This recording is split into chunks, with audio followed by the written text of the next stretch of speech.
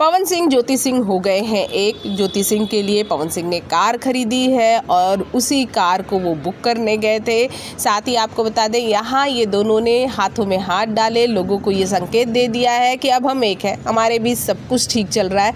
आपको बता दें कि इनके रिश्ते ने लगभग 4 सालों से सुर्खियाँ बटोरी हुई थी। ये दोनों 4 साल से एक दूसरे से अलग थे। पवन सिंह ने तो ज्योति से अलग होने के लिए डाइवोर्स फाइल भी कर दिया था, लेकिन अब उस पिटीशन को सुनने में आ रहा है कि जल्दी वापस लेने वाले हैं।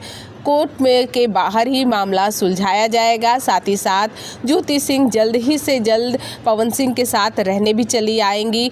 आपको ये बता दें कि ज्योति सिंह अब लखनऊ में पवन सिंह के साथ रहेंगी, क्योंकि लोकसभा चुनाव के लिए पावर स्टार पवन सिंह लगातार प्रचार प्रसार करेंगे।